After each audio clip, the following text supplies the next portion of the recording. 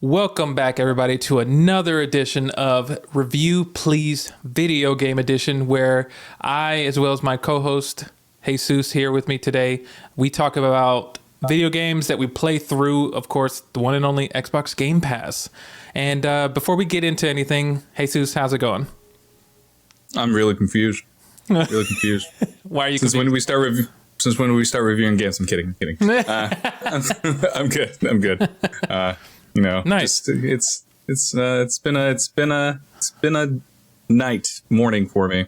Exactly. We don't have to get into it. We talked about it before the stream. Okay. We don't need to gross people out on here. But let's just say that I was looking really rough before we started. It's so funny. It's amazing what the power of a hand can do. You know, I know, right? Just go like that. Crazy. Well, Yeah. Thanks for, of course, joining, doing another episode here where today we're going to be reviewing the video game known as Sea of Stars. Is that what it's known as? Are you Yes. sure?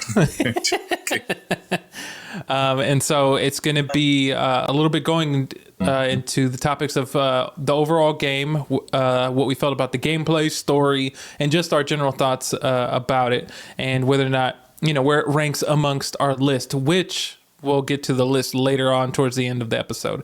But before we get into the Sea of Stars kind of like summarization that I'm going to give, what are your top level thoughts about it when you started playing it? Also, if you wouldn't mind, how far did you get into Sea of Stars before we started doing this?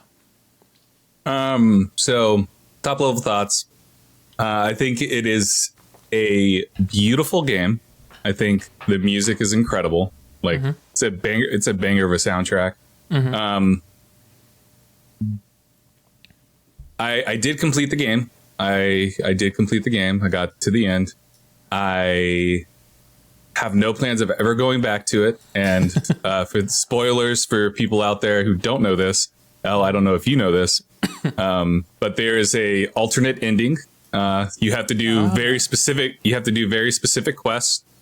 And so when I looked up just general information about it after I beat it, I sat there and I stared at it and I said, "Yeah, I'm never going to do that. Never going to do that." The reason is because, while I do think this game is great, I think a lot of people, obviously a lot of people love this game. It's getting praised out of the wazoo, high review scores and all that. Yeah. But for me, about a quarter, maybe over a little bit of a quarter, the game just became a tedious game for me, where I wasn't enjoying the combat at all. It got so repetitive with the buttons, the creatures and stuff that you would fight. It just got so repetitive. Some of the boss fights just felt like they were going on way too long, where I was just like, please, can we just wrap this up? I'm tired of doing this. And then if you die, you have to start it all over again and stuff. Yeah. And it's just, it became so freaking tedious for me that, for me, it ruined the experience. I think what this game does excellent, though, is the music, is the artwork, and then capturing that 90s RPG feel. Yeah. That pixel arts, RPGs that were the thing back in the 90s. Yeah. You think the early Final Fantasy games and stuff like that. This captures the essence of those games so well that I think for a lot of people who crave that this game is going to hit for them. If you don't crave it, like me, it's kind of hard to recommend this game, just from that perspective. But with all that said, I do think this is a really good game. Nice. It's just for me, I just did not care about anything, and we'll talk about the story and beats and stuff later. But top level thoughts though is I think it's a good game. It's just not a game for me, Gotcha. And I got tired of it very quickly. If I had to score it, I would. So my personal score, when I include my feelings, I would give it a 3 out of 5. It just became too tedious for me. But I do think this is I think for a lot of people, this would be a 4 out of 5 or a 5 out of 5 for a lot of people. But for me, it's a 3 out of 5. I just couldn't get into it as much as I wanted it to. And I just got so bored of it after a while. And the story for it, the narrative is just very, very simple. Gotcha. Yeah, pretty straightforward. There's not really a lot of twists and turns for me. Like things that happened, I was like, oh, I saw that coming. So it's like, nothing really surprised me. And I was just, it just reached a point where it was just too much for me. But what about you? How did you feel about it? All right. So my top level, well, before I even get to the top level, actually, I actually did not finish the game completely. I got a little bit over halfway just because I was so busy with other things, but I got through a majority of it. I'd say a little bit more. But off my top level thoughts first, I'm going to agree with you that I think this art style of this video game is amazing. It's beautiful, it harps on the retro style perfectly. And I think that it's perfect for what it is. It stands out with its art style. Like you said, continuing off what you said, the music bangs. It's like amazing. It fits it perfectly. Whoever scored it, amazing job. Kudos to you all. And I think it just accompanies the video game so well. It just fits the that nostalgic feel for it. And I think it's great. I'll say even I enjoyed the two characters that you get to choose between who you want, I guess, to lead, so to speak, which I'll break them down here in a second. But I think overall I enjoyed this game really well. Before I go too deep, I'll say that I do agree with you. There are parts of the story that are very cookie cutter. It's just you can kind of basically see it coming, what's going to happen. It doesn't surprise you. This is not M. Night Shyamalan where there's a twist coming. It doesn't happen like that at all. But I mean, M. Night Shyamalan movies, they're not great either. So yeah, it's a weird comparison. Well, he had two pretty good movies, I'd say. I mean, but maybe three, depending on what two movies you're thinking about. Yeah, exactly. But overall, I think that the story was okay. I wasn't let down by it as much, but I will say that it was just okay. Besides that, though, man, I really enjoyed this game. I loved it. I'm so glad that I got to play it. It lived up, I'll say, to the expectations that I had for it. I wasn't expecting this just quite amazing game. But as I say that, I know I wanted to say the open critic score for this is 89. It sits at an 89. So almost right there, hovering on 90. That's way too high. That needs to be down to like 40. No, kidding. But it's, reviewed very well. Like you said, everyone who, for the most part, enjoyed it. But overall, man, I really enjoyed this game. I loved, like I said, the art style, the music, everything. Story's okay, but other than that, I think it's able to coast pretty well. Now, before going any further, did you have any other thoughts that you wanted to put out there before I kind of go into somewhat of a synopsis of the story? So one last thing. I absolutely loved, hold on. There was one character that I absolutely loved. I can't remember the name. Give me a second. Sea of Stars, characters. I can't remember the name. And they were just endearing. They were just endearing. It was Carl.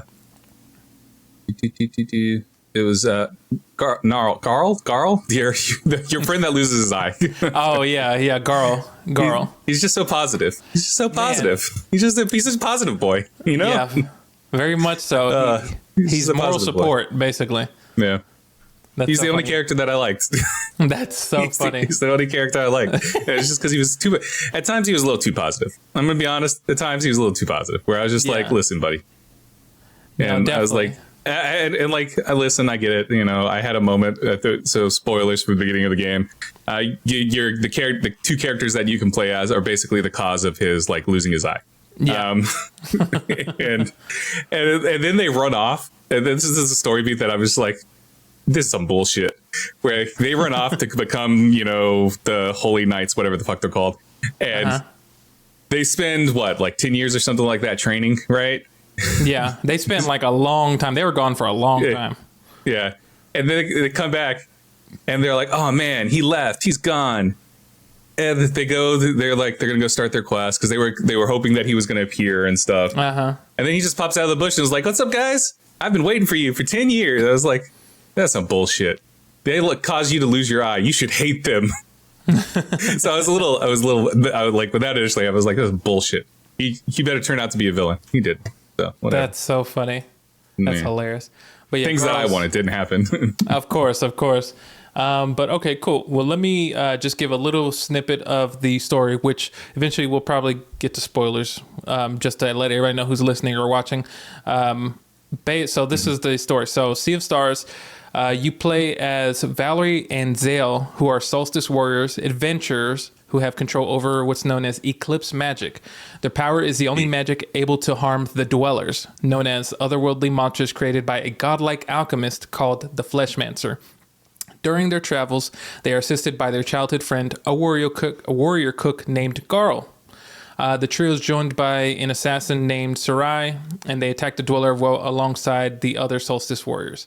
Moraine, Erlina, and Brug, I can't pronounce his names, Brugaves, Yeah. Brugaves, whatever his name is. Graves. And so, so this is basically, without going too much further into it, of them trying to... There's like this ritual that they have, of course, where solstice warriors are kind of like produced every, couple of years, I'd say. Is it every couple years? Because I thought like Zale and Valerie, whatever her name is, were like, they were special. Oh, that's because right. they hadn't had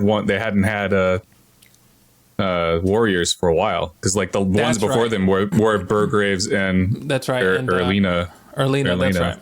Okay, so they're special warriors, and basically they have to prevent the evil, which was, I forgot the name of them already. The man fast flasher flancer flasher. The Fleshmancer. Listen, this is the other thing about this game too. These names, man, like I get it. Like this happens in all RPGs where you're just like you read the names, and you're like, these are some ridiculous fucking names. I know. It's so like, funny. Jesus. The game that I love, Baldur's Gate 3, has the same issue where there's just like these names. Let's just call someone Steve, okay? I know, let's just be simple, right? Make it a whole we lot already have like easier. these. Yeah. Anyways, And so, Sorry. no, you're fine. And so, they're on this journey to stop the Fleshmancers from basically taking over. And so, what was I going to say? So that's basically the story of it. And you basically, at the beginning, you get to decide before anything starts whether or not you want to play, I guess, be the party leader of Valerie and I'm already forgetting his name, the other guy, because I didn't play as him. Zale, there you go. Zale. I played as Valerie. Zale. Zale was my main person. I like I mean, Valerie. there's like no difference at all. True. Like from what I understood, because like once I beat the game, I like looked up what was there a difference. No, there's no difference. But there is a series of quests that you have to do to get the alternate ending, which we can talk about the alternate ending later. Anyways. Okay, cool. But overall, that's the synopsis for the story. And so I'll say this, because about this video game, for those who, if you played along, or if you're playing it currently, or if you plan on playing it, of course, it's just like your classic RPG. It's a lot of text, a lot of reading. Let me do like a little sandwich here. I'll say what I've said earlier, where the good about this video game that I enjoyed a lot, of course, art style, music, it bangs. It's cool. I think initially for me, it pulled me in, and I was excited. I was kind of in it. Let me give a little bad. As time went on and as I progressed more through the story kind of there was a moment, I can't remember what part exactly, but towards the middle, where I kind of was like, I really don't care about the story as much anymore, just because I think you said this at the beginning. It doesn't really feel like there's really real stakes in this game. It just feels like you know what's going to happen. Like, there's no surprise outcome as far as like, oh, if you don't make it or if you don't win or whatever. The story just didn't carry all the way through. It's probably, I'd say, for everything in the video game, it's the weakest point of the video game for me. Now, granted, given that, I'm not saying that it's a horrible story. It's just a meh story. Outside of that, the combat is okay. It's a very simple combat. It's we talked about this on Respawn Please podcast yesterday of this recording, where it's very much influenced by like Mario RPG. It's very turn-based combat. You know, you attack, you either attack or heal, go to an enemy character, go to another one of your teammates, and just ping pongs back and forth. You have certain special moves that you can do with the characters. and each character has their own kind of like ability of like what type of attack they do, whether it be like a sword or moon, or with Zale he has the sun, as well as like a he might be the sword one. I'm thinking maybe Valerie has the hammer, or I can't tell if it's either one of those. Valerie has the boomerang, moonerang, or whatever Gotcha. the hell it's called. Moonring, yeah. Gale has the hammer, and he can heal by giving you food. That's right. That's right. The assassin's just an assassin. They're straight up just doing damage a lot. Then there's like a little pink thing. I can't remember the name of the pink thing. It's like Bast or something like that. Hold on. You might be right from what I remember. Yeah, Bast. Best. Yeah, but yeah, it's B apostrophe ST. They join you like towards like midway or towards the end of the game. Yeah, exactly. Right. Yeah. No, that's true. That's one true. it is. I think it's a little bit after midway, or if not right at midway. But the combat, it's nothing crazy, nothing like very intricate or anything. You're literally like your old Final Fantasies, just picking what you want to do. And so that's kind of one of the areas where I think it takes a little bit of a ding, just because it's not as exciting.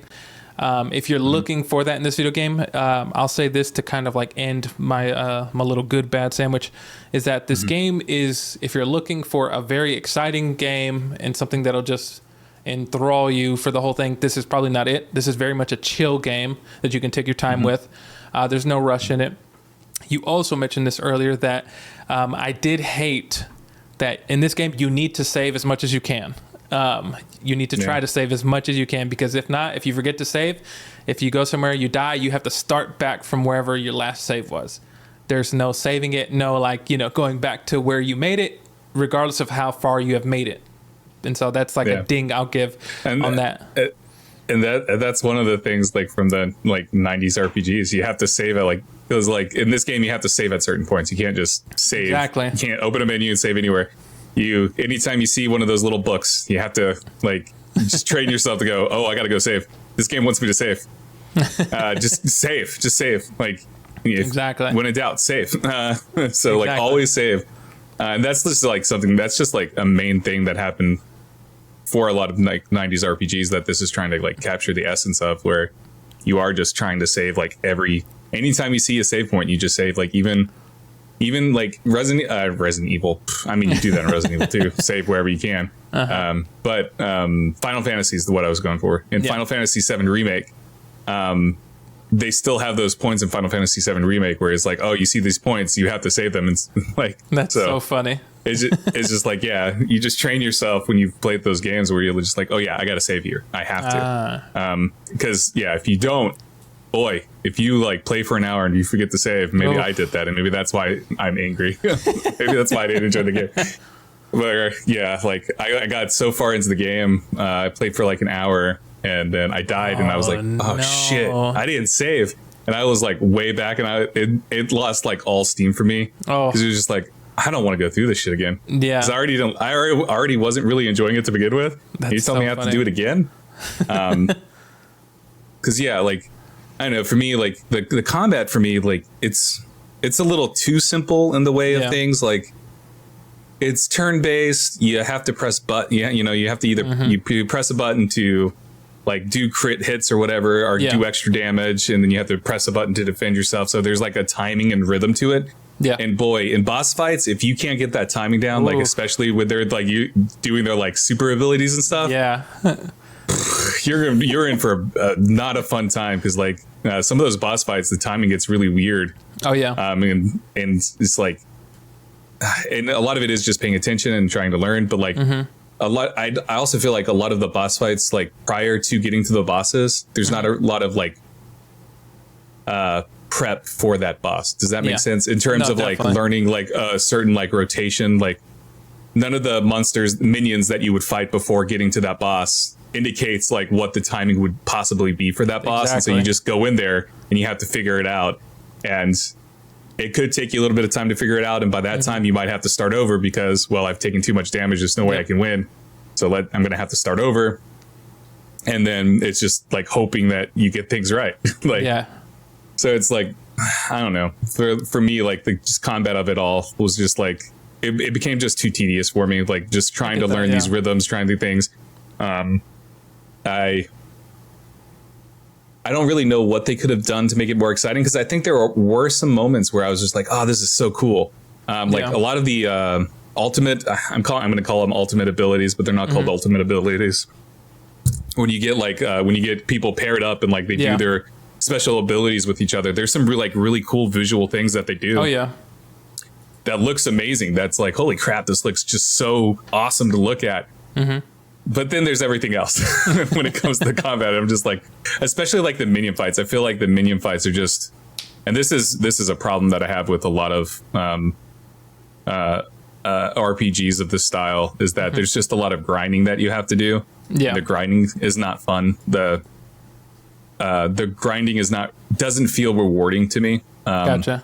At all, when I'm like just trying to level up my characters and stuff so I can fight a boss, so I can get that little extra damage against a boss. Like that stuff is not fun to me in Sea of Stars, because it doesn't feel rewarding. The exploration honestly doesn't feel all that rewarding either. Like just exploring the map and exploring the world, like yeah, there's a chest over there and it's great to figure out how to get to that chest, but like when you finally get to that chest, you're just like, oh, I'm just getting gold. I'm just getting something that I don't need. It's like, oh man, like, I just like, I never felt rewarded with the exploring the world. Like the world is beautiful. Like the map and like each zone, the maps and the zones are beautiful. But like, I never felt rewarded with just exploring them and stuff. Yeah. And then I got tired of the freaking, I got tired of cooking all the time. I'm gonna be honest. Oh. Like, I made so many sandwiches, so many like so different things. But like, I was just tired of it. Yeah. And then like you had like a limited amount that you could have on you at a time and stuff. Oh yeah, so true. There's just like certain things that were annoying. So yeah, I'd say this, that the world is beautiful, but it does feel, for the lack of better words, a little bit empty as far as like exciting things that you could do outside of just the main story. You know, it's not really side quests or anything. You're just kind of, like you said, finding chests and stuff like that. There are certain things that you can find that give you somewhat of lore of the history of the world, with like Teeks. If you remember Teeks the historian, you could find certain stories. She'd be cool. Like, yeah, she'd like, find me some missing book and I'll give you the story of this giant, or, you know, or whatever. And that's cool. Yeah. But I think that if you're not into that, really, you're just gonna like plow through and just, you know, beeline to the end of the game, because outside of that, there's not really much else to really look at. You just got this one thing to do and you got to keep going. So. But yeah. Speaking of Teeks is the other character I like, actually. Oh yeah, she's cool. I dug her like super hyperactive. She got so excited about things, and I thought she was a good little companion to Garl. Oh yeah, definitely. Because they flirted a little bit, you know. They did. I'm just finding it funny because like I'm trying to jog my memory things, and so I'm looking at the Sea of Stars wiki page, and I'm on Teeks right now. And the only thing they have on here really is Teek's appearance. Teek has pink hair and she carries a big book. I mean, they're not wrong. They're not Very wrong. True. Very true. She has pink hair and she carries a big book. That is true. It always made me laugh that whenever Teeks joined your party, it looks like she just jumps in your backpack and she's just in the backpack. Yeah. If you remember that animation. Yeah, I mean they all do that. That's they so all funny pretty to me. much do that. So, makes you laugh so hard. Yeah. But, yeah. On the quest thing, you mentioned like doing side quests and stuff. There are side quests, and like there's specific side quests you do to get an alternate ending. Yeah. The alternate ending is I can't remember exactly what happens, but it is, I think, a little bit more interesting than the actual ending. Do you care if I spoil it? No, go ahead. All right. So the true ending, as it is called, let me see if it just gives me a summary. I went to IGN's guides. I don't know why, because it's just telling you how to do the last thing. It's not actually explaining anything to you. Basically, so did you know that Garl dies? Yeah. Did you ever you reach that point where Garl dies? In the alternate ending, he basically comes back. Oh, it's like a Final Fantasy X too. Titus, he comes back. Yeah. Why can't I find the freaking... I'm just finding guides on how to do it. I want to know what exactly. But basically, he comes back. You defeat the stuff. They come back. He comes back, and Zarl and not Zarl, Zale and I'm just combining characters. Yeah, Zale and the other person. Valerie. They go up and become they become their god things, whatever the fuck. And that's basically what happens. So yeah, Garl basically just comes back. That's like the big highlight for me. Ah, nice. Here, let me just look up Steve's our story. Oh yeah. It's so funny. Again, why is this game why am I just getting guides? I don't need a guide. They don't want it spoiled. I just need to freaking remember. This is why you don't like Steve Stars. So if the player completes a set of specific side quests, an alternate ending is unlocked. The party locates the device left by Roshan called the Chronophage, which they use to prevent Garl's death by traveling to the past. They replace him with Bast, who assumes his form just before he is struck by the Fleshmancer, and the transforming Bast impersonates Garl during the events that followed up to the present to prevent a time paradox. During the confrontation with the Fleshmancer, Garl provokes him into battling the party instead of Erlena, and they force him to retreat. Erlena appears in another world, reunited with the transformed Borgraves. Valerie and Zale ascend to guardian gods and return once a year to meet Gnarl on his birthday. So yeah, it feels like a more happier ending exactly than what the actual. But yeah, Garl doesn't die, basically. That's like, that was the only big highlight. I was just like, I don't care enough about this. Even though Garl's my favorite character, I was like, I don't care enough about this to go do the quest line and get the alternate ending and stuff. So, yeah. I get that. It makes sense. And so I think, overall, to kind of come to a close about Sea of Stars, I think as we come close to an end to this podcast, I think it's a good game. Now, it's not just a wow, amazing game for me. Even though I have enjoyed playing it, and I do plan on finishing it and everything and getting the true ending. Gross. You don't need to. I just told you. I know, right? Yeah. But I think that it's good for what purpose it's trying to do. It's basically, imitating those 90s retro RPGs. And I think it did a great job at that.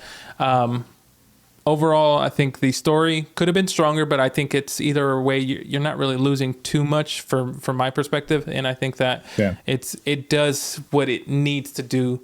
It has potential for a lot more, but it just chooses to do the simplest thing possible. And I think at the end of the day, I think that's okay for me. What about you? I think that people who like this type of game are gonna love it. If you are interested in capturing like a 90s retro RPG feel, this game is going to do that for you. Like, I think there's a lot of stuff for this game that I think a lot of people are going to like. Like for me, it's just the nostalgia is just not I don't have that nostalgia and that desire for that. And so I think a lot of that's why it didn't hit for me in that way. And then the game itself is beautiful to look at. The music is incredible. And just like the story, I didn't really care about, and then the combat really is the part that just ruined the game for me, because I just couldn't stand it.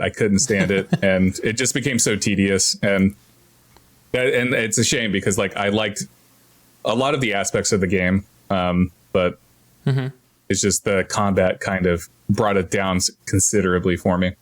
So nice. With all that said, all that said, we got to rank these games. We rank these games to see where they would land. So currently, Al, for your list, you have Arcade Paradise at number 1. At number 2, you have Amnesia the Bunker. Where are you going to... That's so funny. I can't wait till we get to the point where we don't have to say Amnesia the Bunker. I know, right? Where are you going to put Sea of Stars on your list, El? So with that list, that very short list that eventually one day will get bigger, I am putting Sea of Stars at number 1 currently. What? Damn, I predicted this right. And I think because I definitely think that it has more things. It's a lot better for me to Arcade Paradise. No knock to Arcade Paradise, and definitely I think for me it's way better than Amnesia: The Bunker, and so I'm putting it at my number 1. Nice. All right. Well, for me, I have Arcade Paradise at number 1, Amnesia: The Bunker at number 2. Do I think Sea of Stars is better than Amnesia: The Bunker? Yes, I do. Do I think it's better than Arcade Paradise? Yes, I do. So Sea of Stars is at number 1 for me. I don't even have to explain this. The Amnesia: The Bunker, awful game. Arcade Paradise, it's fine. So right now, our overall rankings: number 1, Sea of Stars; number 2, Arcade Paradise; and number 3, Amnesia: The Bunker. The next game that we are going to review is a game that I've already beat.